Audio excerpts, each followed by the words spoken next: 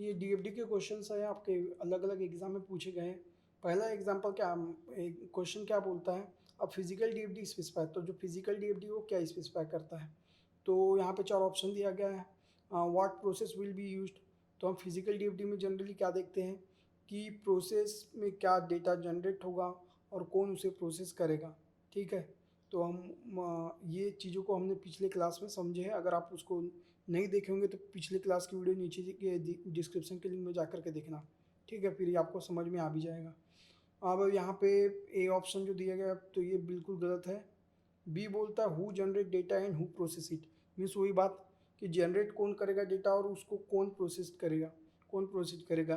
तो ये चीज़ को हम फिजिकल डीएफडी में स्पेसिफाई करते हैं। तो option B is your right answer और राइट चॉइस। ठीक है, सेकेंड क्वेश्चन क्या बोलते हैं, सेकेंड क्वेश्चन आपका बोलता है a context model of software system can be shown by drawing अ, तो जो कॉन्टेक्स्ट मॉडल मीन्स आपका जो लेवल 0 डीएफडी जो होता है उसको हम कॉन्टेक्स्ट मॉडल डीएफडी भी कहते हैं। ठीक है, तो context model of software system can be shown in A drawing, तो जो लेवल 0 जो डीएफडी होता है उसमें हम ओवरऑल जो कॉन्टेक्स्ट है उसको हम शो करते हैं। तो यहाँ पे आपका आंसर क्या होगा, लेवल 0 डीएफडी। ठीक है, उसके बाद में यहाँ थर्ड क्वेश्चन बोलता है what is the describe by means DFD as study earlier and represented in algebraic form, तो जो मतलब जो डीएफडी का क्या होता है, डीएफडी का कैसे डिस्क्राइब करते हैं। तो डीएफडी मीन्स डेटा फ्लो, एकदम सिंपल आंसर है। Data storage, data structure, data element, तो डीएफडी का मीन्स होता है डेटा फ्लो, तो data flow is your right answer. ये तो बहुत ही इजी आंसर था। ठीक है, क्वेश्चन नंबर 4 जो है आपका नाइलेट में क्वेश्चन पूछा गया है। अब इसमें क्या पूछा गया है आपको कि स्टेटमेंट दिया गया है 4 और उसमें से कौन सा स्टेटमेंट राइट है आपको पता करना है। ठीक है, तो विच of the following statement is true बोला। पहला स्टेटमेंट बोलता है the context diagram should be identify clearly at all level of DFD, तो बिल्कुल बात सही है। हर एक लेवल ऑफ डीएफडी में हम कॉन्टेक्स्ट डायग्राम को आइडेंटिफाई करते हैं, तो ये बिल्कुल राइट है। सेकेंड बोलता है the control information should not be represented in a DFD, control information को हम रिप्रेजेंट करते हैं डीएफडी के अंदर में, तो ये ऑप्शन गलत होगा। नॉट दिया है मतलब ये रॉन्ग होगा। थर्ड बोलता है the control information should not be represented in a DFD, तो कंट्रोल इन्फॉर्मेशन यहाँ पे एक मिस्टेक हो गया है टेक्स्ट में। यहाँ पे होगा control information should be represented in a DFD. ठीक है, जस्ट सेकेंड का अपोजिट। ठीक है, उसके बाद में बोलता है the a data store can be connected either to another data store और एक्सटर्नल एंटिटी, तो ये भी रॉन्ग है। ठीक है, तो आपका आंसर कौन सा राइट है, फर्स्ट एंड थर्ड। थर्ड इसलिए मैं ले रहा हूँ क्योंकि यहाँ पे जो है थर्ड जो है स्टेटमेंट उसमें इज रिप्रेजेंटेड दिया, नॉट नहीं है, शुड नॉट नहीं है, should be represented in A DFD है। क्या रिप्रेजेंट किया जाता है, कंट्रोल इन्फॉर्मेशन को। ठीक है, तो आपका 1 एंड 3 से राइट आंसर। अब हम देखते हैं क्वेश्चन नंबर 5। क्वेश्चन नंबर 5 में क्या क्या, which of the following level DFD describe the entire information system as one diagram consign all the underlying detail, तो वही है जो एक ही मतलब एक पूरा इंटायर जो इंफॉर्मेशन है वो हम ओनली वन कंसाइनिंग वे में डिस्क्राइब कर देते, तो वो कौन सा लेवल डीएफडी कहलाता है। तो 0 लेवल डीएफडी में हमने देखे कि वन ही प्रोसेस था और पूरे चीज़ों को डिस्क्राइब कर दिया गया था स्टूडेंट मैनेजमेंट सिस्टम को। तो यहाँ पे हम लेवल जो 0 जो डीएफडी है वो हमारा राइट आंसर होता है। लेवल 1 उससे हाई हो जाता है, लेवल 3 लेवल 2 भी उससे हाई, उसको डीपर लेवल में डिस्क्राइब किया जाता है। फिर लेवल 3 को हम आर्किटेक्चरल डिज़ाइन भी कहते हैं। तो यहाँ पे लेवल 0 जो है हमारा राइट आंसर होगा। अब होता है in the transform analysis input portion is called, जो इनपुट पोर्शन होता है उसको हम क्या कहते हैं। तो ट्रांसफॉर्म एनालिसिस मीन्स यहाँ पे हम जो एनालिसिस होता है, जो रिक्वायरमेंट एनालिसिस जो प्रोसेस होता है उसमें हम क्या यूज़ करते हैं, ट्रांसफर एनालिसिस। तो ट्रांसफॉर्म एनालिसिस में इंफॉर्मेशन को हम जो गैदर किया और इंफॉर्मेशन तो उसको ट्रांसफ़र करते हैं फॉर रिक्वायरमेंट स्पेसिफिकेशन पर्पस के लिए।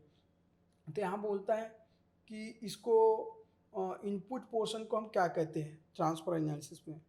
तो इनपुट पोर्शन में आपका क्या क्या कंटेन करता है, तो यहाँ पे बोलता है ये टॉपिक को हमने समझे नहीं थे, डिस्कस नहीं किए थे, तो इसको इसी क्वेश्चन में हम समझ लेंगे। बोलता है afferent branch, efferent branch, central transaction और नन ऑफ दिस। तो यहाँ पे जो आंसर होता है आपका एफरेंट ब्रांच बोलते हैं इसको हम, ठीक है। तो इस ट्रांसफर एनालिसिस में क्या करते हैं, आइडेंटिफाई किया जाता है the primary function component and the highly level and output of the component, like input हो गया, लॉजिकल प्रोसेसिंग हो गया, आउटपुट हो गया। ये आपका क्या होता है जो ट्रांसफर एनालिसिस के अंदर में होता है। तो इसी प्रोसेस को हम क्या कहते हैं, जो कहते हैं एफरेंट्स एनालिसिस या एफरेंट ब्रांच, ओके। उसके बाद में आता है क्वेश्चन नंबर 7।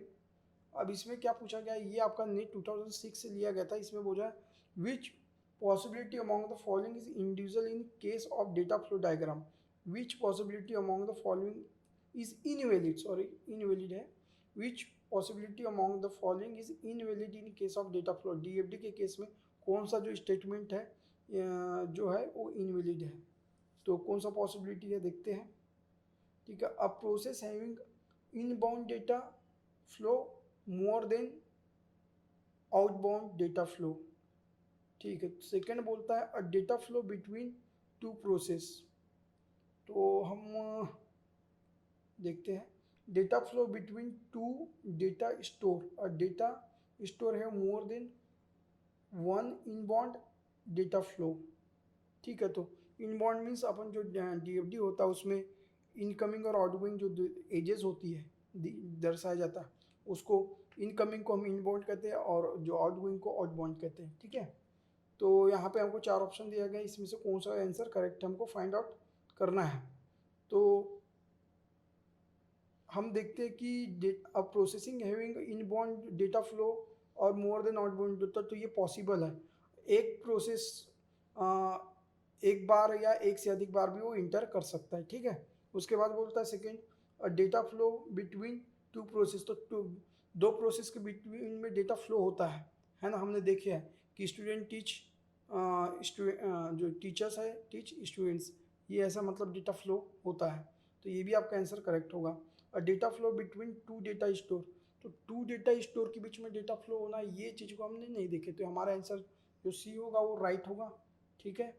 आप सोचिए, क्योंकि हम स्टोर के साथ मतलब जो डेटा स्टोर के साथ हमारा कनेक्शन नहीं है, हमारा जो एंटिटी है और रिलेशन है इनके साथ ही है। डेटा डिक्शनरी के साथ में यहाँ पे टर्म्स को हम लेते नहीं हैं, ठीक है। और data store having more than one inbound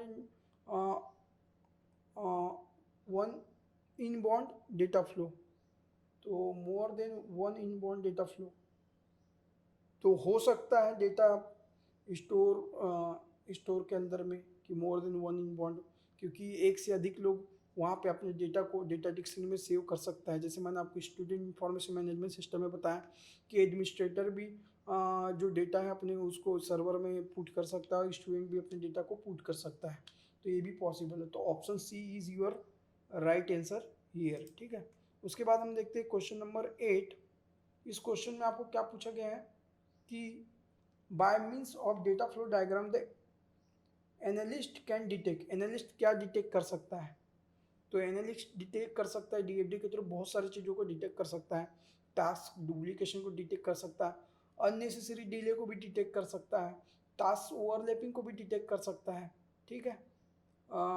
time को डिटेक्ट कर सकता है कितना टाइम वो लगेगा, मॉड्यूल को डिटेक्ट कर सकता है कितना मॉड्यूल, उसका रिलायबिलिटी को चेक कर सकता है। तो बहुत सारी चीज़ों को वो डिटेक्ट कर सकता है analyst during with the help of data flow analysis, data flow diagram, ठीक है।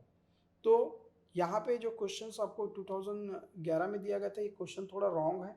इसमें जो सभी जो आंसर है वो सही है, तो इसमें कोई ये नहीं है। तो दोनों तो यहाँ पे डेटा ओवरलैपिंग दिया, तो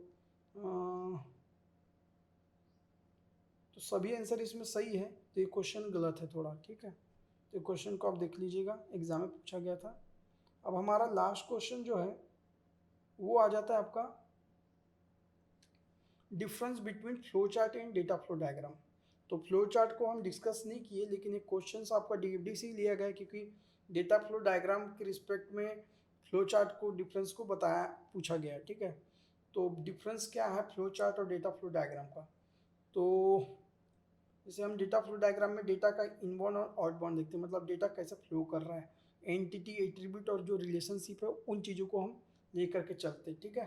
तो यहाँ पे डेटा का फ्लो के साथ कनेक्शन है। और फ्लो चार्ट का फ्लो कंट्रोल कहेंगे उसको, फ्लो चार्ट को हम फ्लो कंट्रोल या कंट्रोल फ्लो भी कहेंगे, ठीक है। तो देयर इज़ नो डिफरेंस, तो ये बिल्कुल गलत बात है, डिफरेंस है, क्योंकि यहाँ हम डेटा फ्लो की बात कर रहे हैं, वहाँ पे फ्लो मीन्स कंट्रोल फ्लो की बात कर रहे हैं, ठीक है।